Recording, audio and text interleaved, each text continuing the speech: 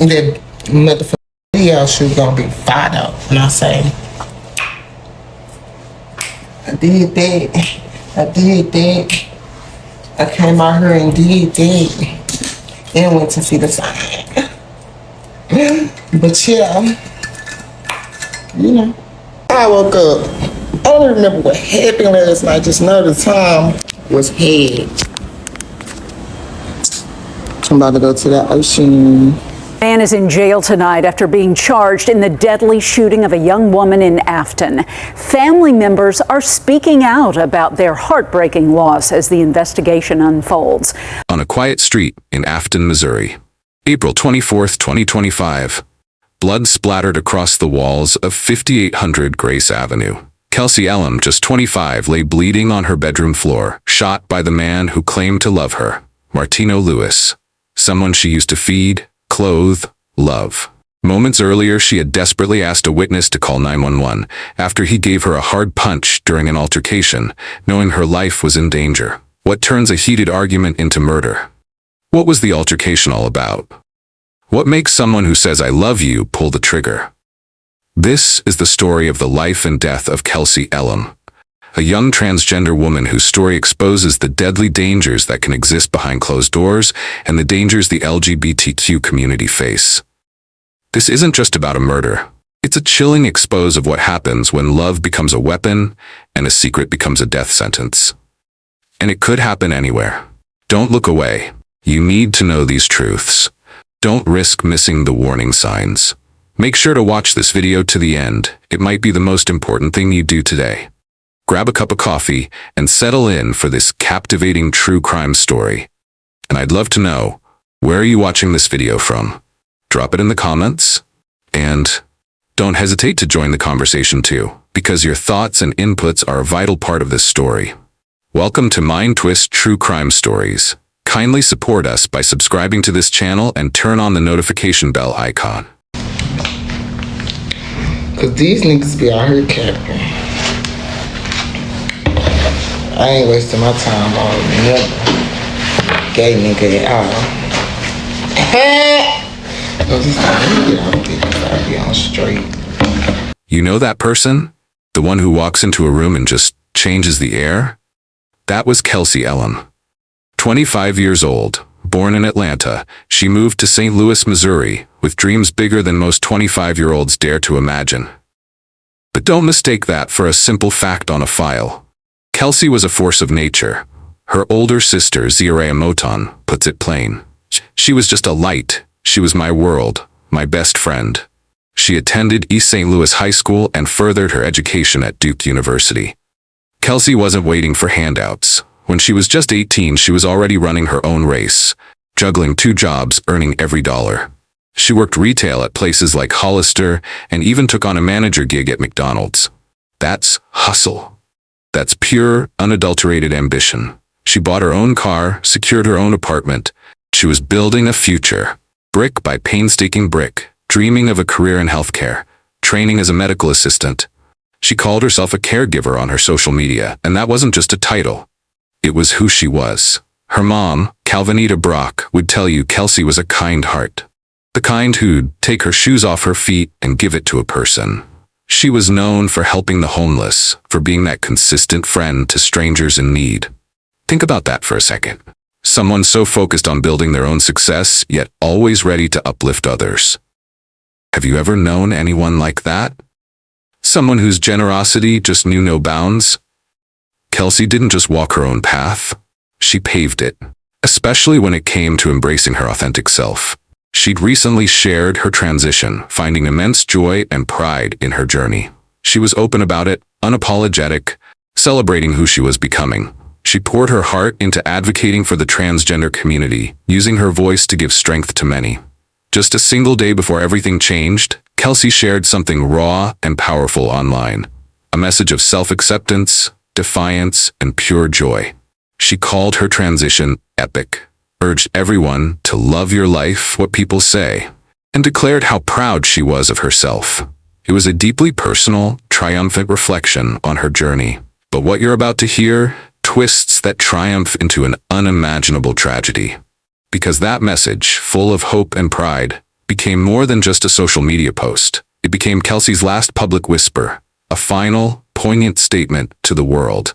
A world that, unbeknownst to her, was about to be rocked by a secret that would cost her everything.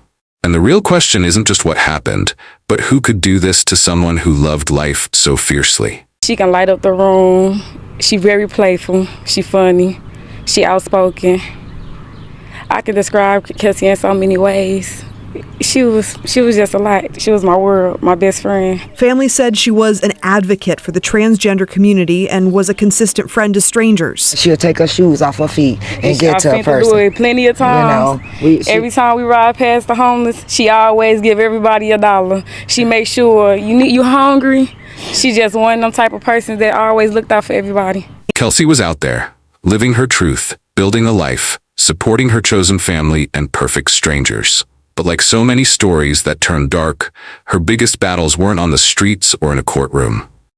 They were behind closed doors. You see, Kelsey was in a romantic relationship with a 21-year-old man named Martino Lewis, 4 years younger than Kelsey. According to Kelsey's mother, Calvinita, this relationship wasn't some fairy tale. It was a constant grind, marked by arguments that just wouldn't quit. They've always been arguing for some reason, always getting into it, Calvinita recalled. To everyone else, Martino was quiet, low-key, one of those guys who avoided eye contact in public but slid into DMs in the dark. He was 21, worked odd jobs, lived off cash apps and ride shares. But around Kelsey, he had everything. She paid rent, bought him clothes, cooked his meals. She was building a future. He was hiding from one. Because to Martino, dating a trans woman wasn't just taboo, it was dangerous to his ego. He didn't want his friends and family to know. He didn't want to be seen in public with her, but he did want her love, her money, her loyalty, so he kept her close but invisible. That tension, that secrecy, it took him. Have you ever watched someone you care about pour everything they have into a relationship, only to see it drain them dry? Kelsey was constantly supporting, taking care of, helping Lewis. Her mom said he had nothing, not a dime. It's a dynamic many know all too well. One person giving, while the other just takes. This kind of imbalance, it doesn't just drain your bank account, it drains your soul. It lays the groundwork for something far more dangerous. Maybe you've seen these signs in someone you know. Or maybe, just maybe, you've even felt that creeping unease yourself. That knot in your stomach when you dismiss a small argument or ignore that little voice screaming danger. What if the next time, ignoring that feeling costs someone everything? Don't live with that regret. Don't miss having the knowledge that could save a life, even your own. Hit that subscribe button right now. However, if you don't think stories like this matter, you can choose not to subscribe. Then go on to the comment section and tell us why you won't subscribe to get first-hand lessons that could be beneficial to you and yours in the future. The tension between Kelsey and Martino wasn't just talk. It was a fuse, burning slow, inching closer to an explosive end. On the night of April 24, 2025, that fuse finally reached its charge. The arguments, the frustrations, the unacknowledged resentment, they all collided in Kelsey's home on Grace Avenue. A confrontation began that would quickly escalate beyond words, beyond reason, into a brutal, terrifying struggle for her very life. The quiet of that St. Louis street was about to be shattered forever. The clock ticked past 11 p.m. on Thursday, April 24, 2025. What started as just another night in Affton, a quiet suburb of St. Louis County, became anything but. Inside Kelsey Elem's home on Grace Avenue, the long simmering tension between her and Martino Lewis exploded. It wasn't just yelling anymore. It was pure, unbridled rage. An eyewitness, whose name remains protected, someone close enough to hear the awful sounds from inside, knew immediately this wasn't just another argument. Voices escalated, sharp and desperate. Then, the witness saw it. Lewis, lashing out, punching Kelsey in the mouth with such force that she started to bleed. The physical assault, a brutal turning point, ripped through any illusion of safety. Kelsey, terrified, knew what was coming next. She had a gun for protection, and she feared Lewis would get to it. With her voice trembling, Kelsey pleaded with the witness, a desperate, urgent command. "Call the police." As fast as they could, the witness dialed 911. the phone pressed to their ear, relaying the frantic situation to emergency dispatchers. Every second stretched, agonizing. You can almost feel it, right? That breath-holding moment, hoping help arrives, hoping it's not too late. But while that 911 call was still connecting, still searching for a lifeline, a single, deafening gunshot ripped through the receiver. One shot. Then, a chilling silence. In the immediate aftermath, the witness watched, stunned, as Lewis bolted from the house, jumped into Kelsey's car, her own black sedan, and sped away into the night. He didn't check on her. He didn't call for help. He just took her car and left her to die. Why did he do that? Where was he going? And what had he left behind in that shattered home? Hey, Houston. You watching MTV? Cause yeah, bless the bottle. Bless the bottle, bless the bottle, bless the bottle, bless the bottle, bless the bottle. It was stupid. Chaos, flight, and then the grim reality. St. Louis County Police responded to the disturbance call on Grace Avenue at 11:15 p.m. They found Kelsey Elem suffering from a gunshot wound. She was rushed to a nearby hospital, but despite all efforts, she passed away. She was gone. Just like that, a life so full of promise extinguished. But the story didn't end with Kelsey's last breath. It merely shifted. The hunt for Martino Lewis began immediately. He was apprehended in St. Louis City shortly after the shooting, still driving Kelsey's own car. When confronted, Lewis admitted he'd gotten into a fight with Kelsey that night. That much he couldn't deny. Here's where the story takes a sharp turn. Lewis wasn't just fleeing the scene, he was actively trying to rewrite the narrative. He handed a firearm to another witness and spun a wild tale. He claimed Kelsey had been shot while they were driving, and he had taken her to the hospital. Think about that level of deception. In the immediate aftermath of a violent act, his first move was to create a lie, hoping to throw investigators off his scent. But eyewitness testimony and the crime scene itself quickly demolished his story. The truth was far more brutal. Kelsey was shot inside her own home, exactly when she was trying to get help. The evidence didn't lie, even if Lewis did. On April 25, 2025, less than 24 hours after Kelsey's murder, the St. Louis County Prosecuting Attorney's Office formally charged Martino Lewis. The accusations were heavy: second-degree murder, armed criminal action, and domestic assault third degree. They weren't just charges, they were the law's stark interpretation of his actions. He was accused of causing Kelsey's death, of using a firearm to commit a felony, and of physically assaulting her within their relationship. Lewis is being held on a $400,000 cash-only bond. No 10% option. That kind of bond screams serious, signals the gravity of what the authorities believe he did. He's presumed innocent, of course, until proven guilty in court. But the chilling details of this case, they make you wonder, don't they? Some folks watch true crime stories and think, that could never happen to me. They see the pain, the betrayal, the senseless loss, and still scroll right past the subscribe button.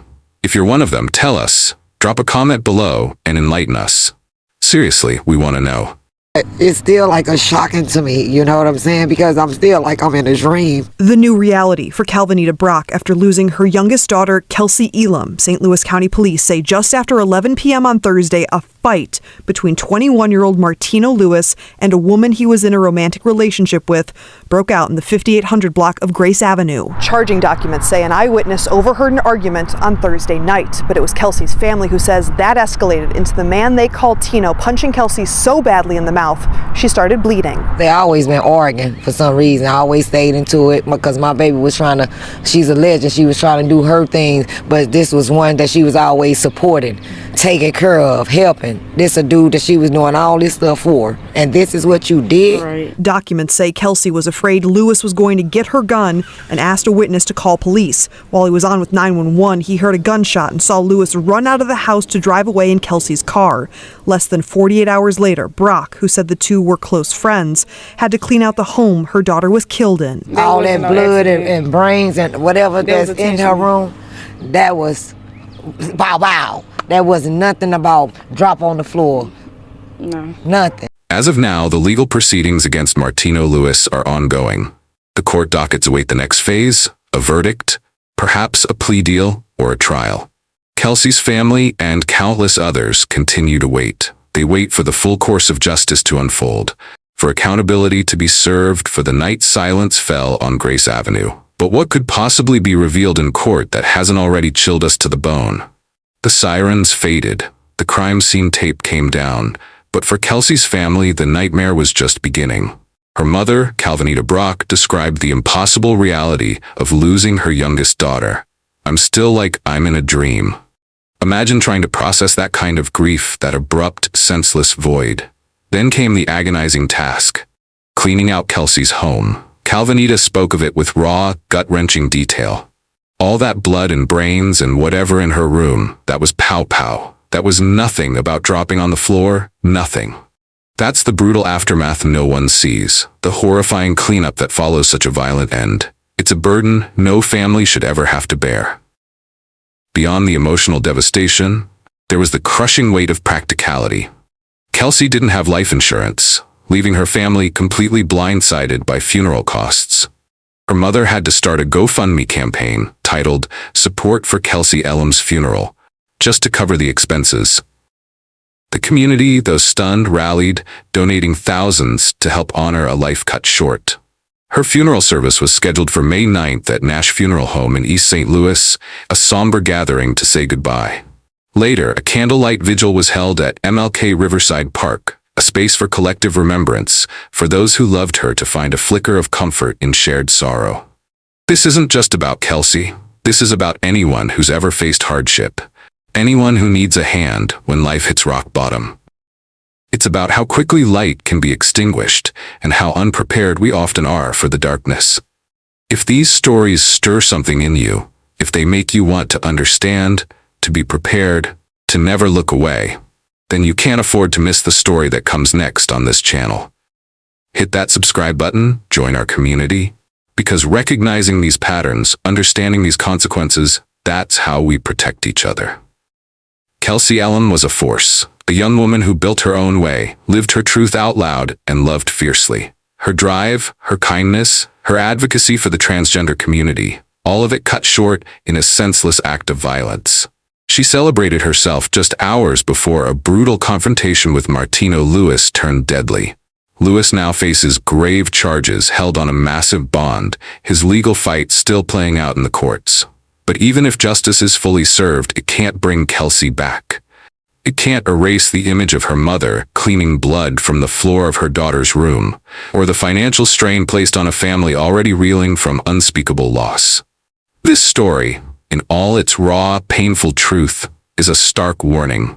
It's a chilling reminder that hidden dangers often exist where we least expect them, within relationships, behind closed doors.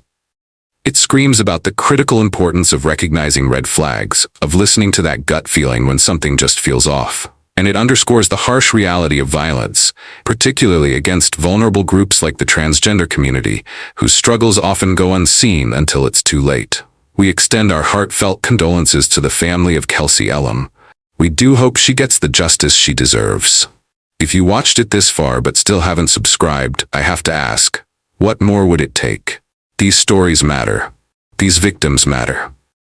Hit subscribe now. Join the Mindtwist family and become part of a community that refuses to look away from uncomfortable truths. Thank you for watching to the end. Until our next true crime story, stay safe.